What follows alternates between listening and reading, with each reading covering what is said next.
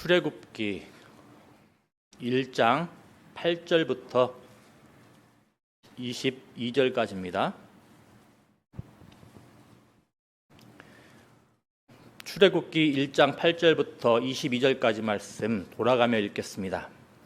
요셉을 알지 못하는 새 왕이 일어나 애굽을 다스리더니 그가 그 백성에게 이르되 이 백성 이스라엘 자손이 우리보다 많고 강하도다.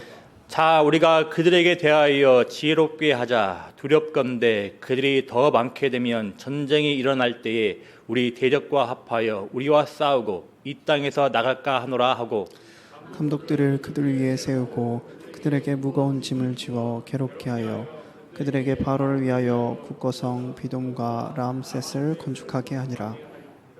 그러나 학대를 받을수록 더욱 번성하여 퍼져나가니 애굽 사람이 이스라엘 자손으로 말미암아 근심하여 이스라엘 자손에게 이를 엄하게 시켜 어려운 노동으로 그들의 생활을 괴롭게 하니 곧 흙 이기기와 벽돌 굽기와 농사의 여러 가지 일이라. 그 시키는 일이 모두 엄하였더라. 애굽 왕이 히브리 산파 시프라라 하는 사람과 부하라 하는 사람에게 말하여 이르되 너희는 히브리 여인을 위하여 해산을 도울 때 그 자리를 살펴서 아들이거든 그를 죽이고 딸이거든 살려두라. 그러나 산파들이 하나님을 두려워하여 애굽 왕의 명령을 어기고 남자 아기들을 살린지라. 애굽 왕이 산파를 불러 그들에게 이르되 너희가 어찌하여 이같이 남자 아기들을 살렸느냐. 산파가 바로에게 대답하되 히브리 여인은 애굽 여인과 같이 아니하고 건장하여 산파가 그들에게 이르기 전에 해산하였더이다 하매 하나님이 그 산파들에게 은혜를 베푸시니 그 백성은 번성하고 매우 강해지니라. 그 산파들은 하나님을 경외하였으므로 하나님이 그들의 집안을 흥왕하게 하신지라. 같이 읽겠습니다. 그러므로 바로가 그의 모든 백성에게 명령하여 이르되 아들이 태어나거든 너희는 그를 나일강에 던지고 딸이거든 살려두라 하였더라. 아멘. 70여 명에 불구했던 하나님의 언약 백성 이스라엘은 애굽 땅 안에서 번성하게 됩니다. 하지만 이런 이스라엘의 번성을 싫어하며 괴롭히는 왕이 출현합니다.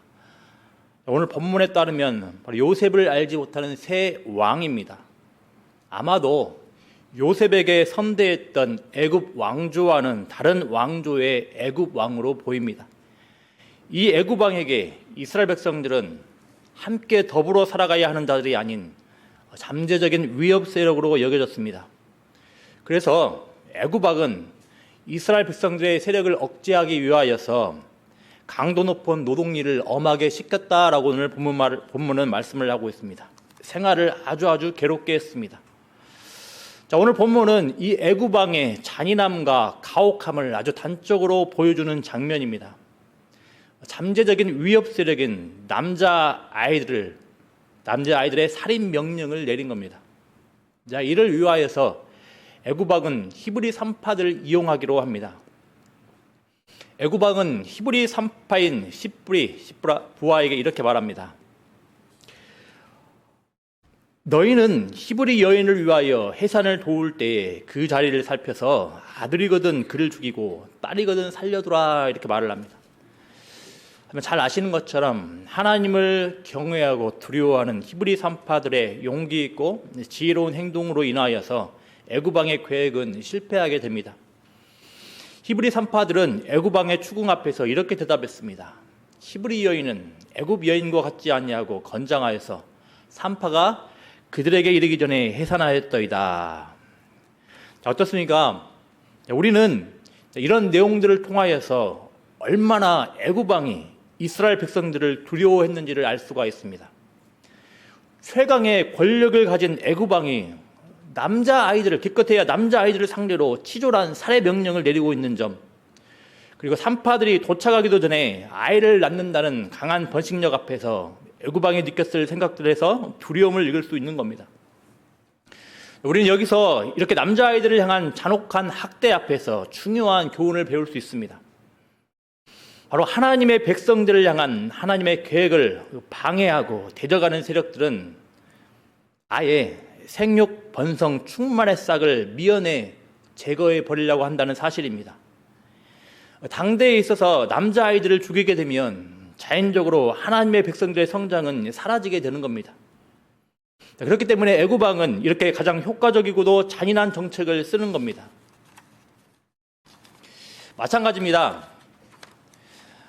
애나 지금이나 하나님의 백성을 향하여서 방해하고 대적하는 세력들은 미래에 하나님의 계획에 동참할 통로인 아이들을 타겟으로 합니다. 그래서 이 아이들을 때로는 물리적인 방법으로 없애버리기도 하면서 동시에 세상의 잘못된 가치관을 꾸준하게 주입하여서 아예 교회의 역할을 감당하지 못하는 식물 인간들로 만듭니다.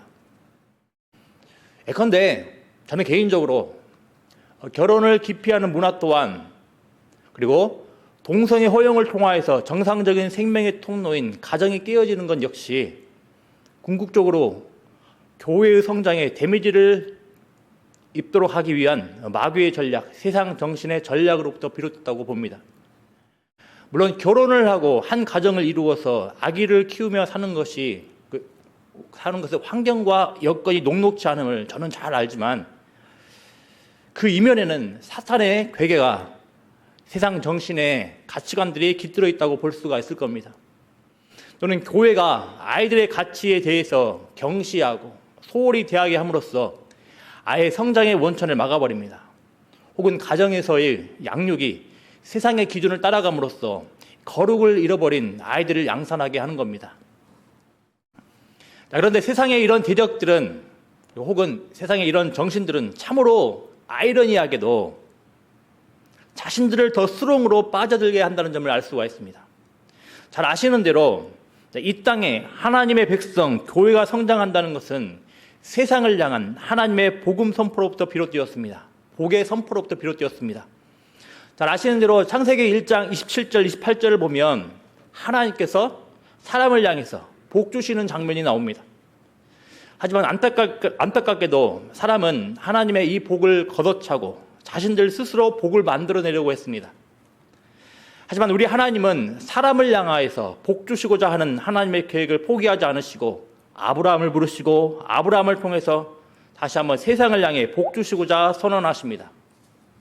그리고 거듭거듭 아브라함, 이삭, 야곱 등을 통하여서 수많은 후손의 복을 주시겠다고 약속을 하십니다.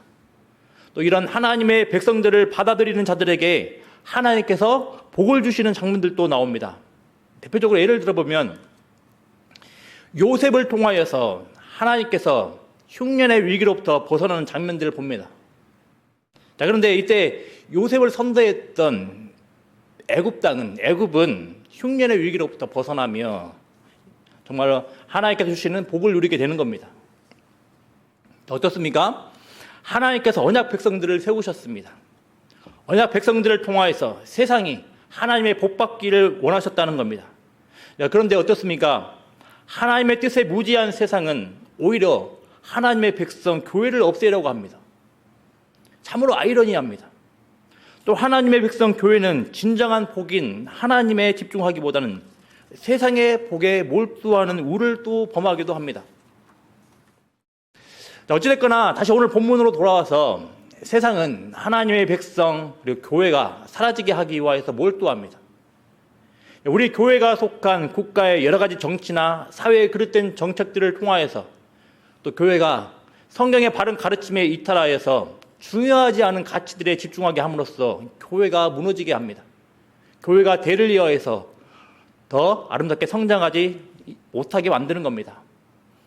이런 사실들은 교회에 큰 두려움으로 다가오면서 동시에 도전으로 다가옵니다. 과연 우리 교회는 아이들의 미래를 위한, 더 나아가서 교회의 미래를 위한 방어막과 정책 등을 효과적으로 펼치고 있는지 말입니다. 또한 우리의 가정은 어떻습니까? 내 자녀, 내 손주들을 과연 하나님께서 기뻐하시는 자들로 양육하기 위하여서 관심을 쓰고 있는지 돌아봐야 합니다.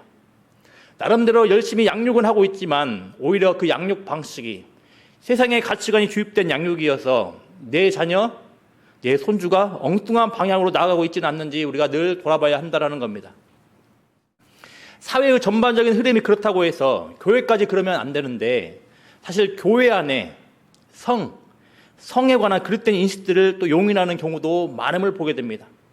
그런데 혼전 성관계 문제, 결혼하기 전에 한번 동거해보는 문화, 그리고 결과적으로 낙태를 용인하는 생각들이 꽤 교회 안에 들어와 있습니다. 결국 이런 것들은 생명의 태어남과 관련된 문제이기 때문에 교회를 무너뜨릴 수 있는 괴계임을 우리가 기억을 해야 되겠습니다. 하지만 감사하게도 오늘 본문 말씀에서는 이런 위기에 빠진 하나님의 백성을 살리기 위한 하나님의 은혜가 나타나는 것도 볼 수 있습니다. 바로 하나님께서 주권적으로 자신의 백성들을 일으켜 세우고 성장케 하신다는 겁니다. 출애굽기 1장 7절 말씀을 보십시오. 뭐라고 이야기를 합니까? 이스라엘 자손은 생육하고 불어나 번성하고 매우 강하여 온 땅에 가득하게 되었더라, 이렇게 말씀을 하고 있습니다. 후손의 약속을 주신 하나님께서 이스라엘 백성들의 그 숱한 허물과 약점에도 불구하고 하나님께서 이렇게 생육하고 불어나고 번성하고 매우 강하여서 땅에 가득하게 하신 겁니다.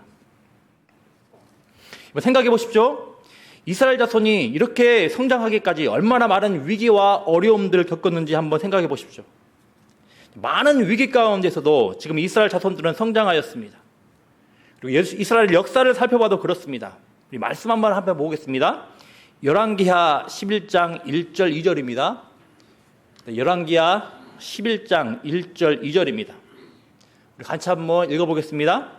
아하시아의 어머니 아달랴가 그의 아들이 죽은 것을 보고 일어나 왕의 자손을 모두 멸절하였으나 요람 왕의 딸 아하시아의 누이 여호세바가 아하시아의 아들 요호스를 왕자들이 죽임을 당하는 중에서 빼내어 그와 그의 유모를 침실에 숨겨 아달랴를 피하여 죽임을 당하지 아니하게 한지라. 아멘. 보십시오. 다윗의 후손이 완전히 멸절될 위기에서 아기였던 요아스 단 한 사람이 살아남습니다. 완전히 끝장나게 생겼는데 하나님께서는 주권적으로 자신의 백성들을 보호하시며 세워가시고 성장케 하신다는 겁니다. 하나님께서는 우리의 연약함 중에서도 자신의 백성들을 향한 선한 계획을 이루어 가시는 겁니다. 그러니 우리는 소망을 가질 수 있습니다. 하지만 동시에 이렇게 하나님께서 주권적으로 우리의 연약함에도 자신의 백성들을 세워가신다고 해서 자동적으로 그냥 세워지는 건 아닙니다. 하나님께서는 자신의 계획을 이루어 가시되 우리의 책임감과 헌신을 통하여서 이루어 가신다는 것을 기억해야 합니다. 이루어 가시되 그 어떤 세상의 권력이나 어떤 교회의 방법론, 어떤 교회의 탁월한 사람들에게 매이지 않으시고 자유롭게 자신의 계획을 세워 가시는 분이십니다. 오늘 말씀에도 그런 예가 나옵니다. 바로 하나님을 두려워하지 않았던 애굽왕의 강계에 맞서 참으로 별 볼 일 없어 보이지만 하나님을 두려워했던 여인들의 용기 있고 지혜로운 행동들을 사용하셨습니다. 이 여인들은 불의에 대하여서 눈 감지 않았습니다. 생명이 죽어가는 불의를 보고서 그냥 모른 체 하지 않았습니다. 하나님의 언약 백성의 대가 끊기는 상황을 그저 외면만 하고 있지 않았습니다. 자칫하면 위험에 빠질 수 있는 상황이었음에도 생명을 살리는 편을 선택했습니다.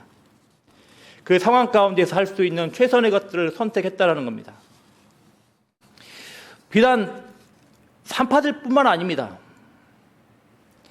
우리가 읽진 않았지만 출애굽기 2장까지 보면 주된 인물들이 어떤 인물들로 나타나면 여자축으로 나타납니다. 여자입니다.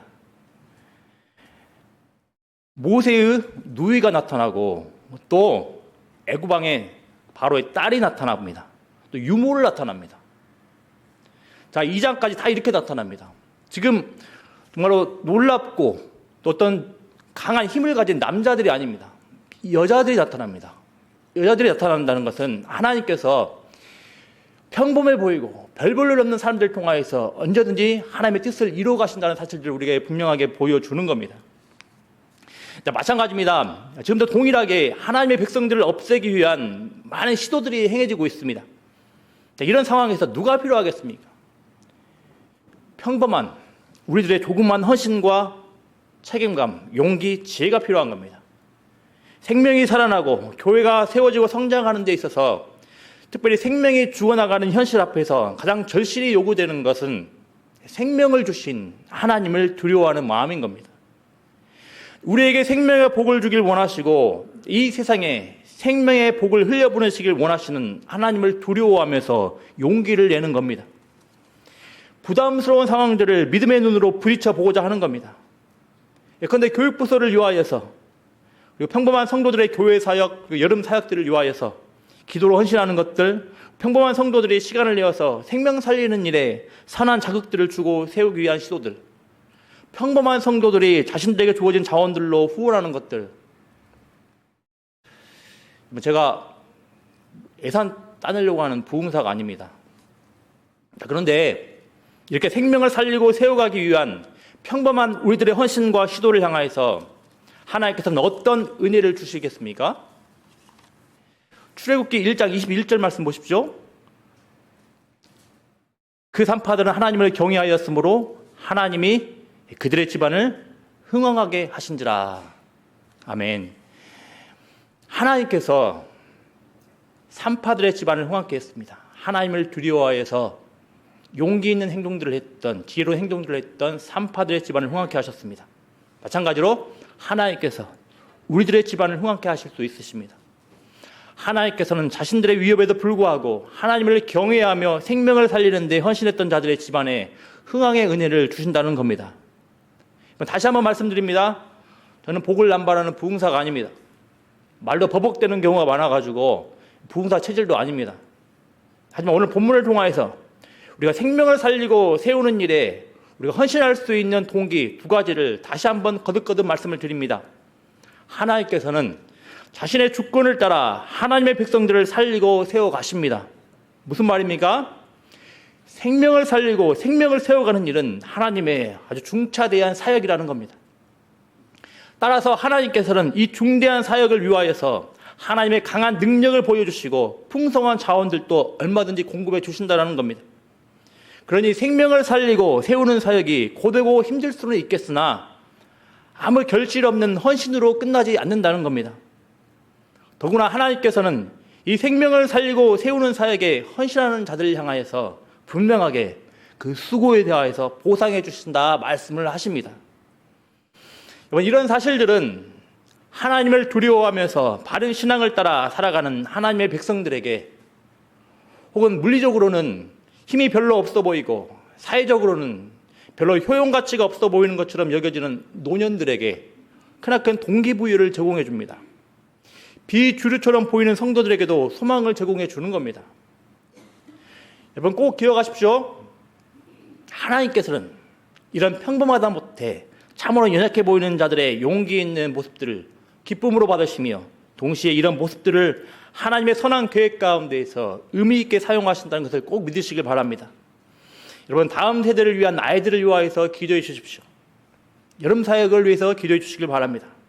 우리 자식, 우리 손주를 위해서 열심히 기도해 주십시오. 더 나아가서 꼭 우리 자식, 우리 손주에게만 머물러 있지 말고 하나님의 영광을 위하여서 한국교회의 미래인 아이들을 위해서 기도해 주시길 바랍니다. 여러분, 우리는 일종의 생명과 관련된 일을 하는 산파들입니다. 혹시라도 저나 전도사님, 그리고 각 교육부서 부장 집사님들이 여름 사역을 위하여서 손을 내밀면 어려워 말고 부담스러워하지 마시고 손잡아 주시길 부탁드립니다. 분명히 성경은 말합니다. 이 생명을 살리고 생명을 세우는 일은 하나님의 중대한 관심사이기에 하나님께서는 우리의 기도를 분명히 들으시고 우리의 기도를 통하여서 분명히 무슨 일을 하실 것입니다. 교회의 미래를 위하여서 간구하는 성도님들의 기도를 하나님께서는 기쁘시게 들으십니다. 특별히 한 가지만 더 말씀을 드립니다. 어린 영혼, 다음 세대를 위하여서 무작정 명확한 목적의식 없이 헌신하시지 말고 분명한 방향을 잡으시고 헌신하시길 바랍니다. 오랜 시간이 흘러서 자신의 자리와 권력을 지키기 위해 바로와 같은 잔혹한 일을 행한 자가 신약 성경의 첫 번째 책에 나옵니다. 누굽니까? 바로 헤롯 왕입니다. 이 헤롯 왕이 왕으로 오실 예수님을 두려워해서 베들레헴과 그 모든 지경 안에 있는 이스라엘 사내 아이를 죽이는 일을 저지릅니다. 자, 그런데 단순하지만 주목해 볼 내용들이 있습니다. 헤롯은 출애굽기 본문과 유사한 상황에서 특정한 인물을 죽이기 위하여서 길을 쓰고 있다라는 겁니다. 헤롯은 누굴 해치려고 몸부림칩니까? 악의 예수입니다. 출애굽기에서는 하나님의 언약 백성 이스라엘을 통하여서 하나님의 나라가 확장되며 하나님의 복이 흘러갑니다. 하지만 마태복음에서는 새 이스라엘의 신, 그리고 하나님의 아들이신 예수님을 통하여서 하나님의 나라와 하나님의 복이 흘러갑니다. 또 출애굽기에서는 말씀드린 대로 출애굽기에서는 간혹 하나님의 아들로 언급되는 이스라엘을 통하여서 하나님의 복이 흘러가지만 금방 언급한 대로 마태복음에서는 완전한 하나님의 아들 되신 예수님을 통하여서 하나님의 복이 흘러갑니다. 그래서 마태복음 2장 15절 말씀에서는 이렇게 기록을 합니다. 같이 한번 우리 읽어보겠습니다. 마태복음 2장 15절입니다. 헤롯이 죽기까지 거기 있었으니 이는 주께서 선지자를 통하여서 말씀하신 바 애굽으로부터 내 아들을 불렀다 함을 이루려 하심이라. 아멘. 무슨 말이겠습니까? 애굽으로부터 출애굽한 하나님의 아들 이스라엘에게 계획된 하나님의 뜻이 완전한 하나님의 아들 예수님에게서 성취되었다라는 겁니다. 따라서 사탄은 계속해서 예수님을 노리고 예수님을 해치려 드는 것입니다. 여러분, 사탄이 이 마귀가 이토록 예수님을 해치기 위하여서 몸부림치는 것에 주목하시길 바랍니다. 헤롯은 단순히 이스라엘의 사내 아이를 죽이는 게 주요 목적이 아니었습니다. 예수님을 해치는 것이 주요 목적이었던 겁니다. 그래서 많은 사내 아이들을 죽인 겁니다. 왜입니까? 예수님에게 생명이 있기 때문입니다. 오직 예수님에게만 생명이 있기 때문입니다. 그래서 길을 쓰고 사탄은 우리 아이들이 예수님에게 접근하도록 막는 겁니다. 회방질을 하는 겁니다. 교회라는 이름으로 분주하게 활동 그리고 사역하지만 결정적으로 예수님에게 접근하지 못하게 방해하는 겁니다. 마찬가지로 교회의 아이들을 이른바 착한 아이들, 모범적인 아이들로 잘 이끌어가지만 결정적으로 교회 안에서 예수님이 선포되지 않습니다. 그들에게 예수님을 전해주지 않습니다. 아이들에게 예수님이 증거되지 않는다라는 겁니다. 다시 한번 강조합니다. 사단도 예수님을 주 타겟으로 하고 집중합니다. 그렇다면 우리 또한 마찬가지입니다. 아이들이 예수님을 만날 수 있도록 헌신의 방향을 재조정하시길 바랍니다. 아이들과 만나고 아이들과 시간을 보내며 그리고 예산을 사용할 때도 궁극적으로 예수님께 방향 설정이 되어 있어야 합니다. 여름 사역이 시작되었습니다. 여름 사역을 한다고 해서 자동적으로 모든 아이들이 예수님을 만나고 기대하는 바대로 성장하지 않을 수 있습니다. 일단 꼭 기억을 해야 되겠습니다. 하나님께서는 생명을 살리는 사역에 깊은 관심을 가지고 계시고 기뻐하십니다. 따라서 여름 사역, 더 나아가 교회 사역에 확신을 가지고 임하시길 바랍니다. 평범한 산파와 주목받지 못한 평범한 여성들의 용기와 헌신을 사용하셨던 하나님의 능력과 지혜에 주목하여서 헌신하는 복된 은혜가 있기를 기도하고 축원합니다. 마지막으로 헌신하시되 사역하시되 꼭 예수님을 향하여서 명확한 방향 설정을 하시고 헌신하시길 부탁을 드립니다. 우리 찬양하겠습니다.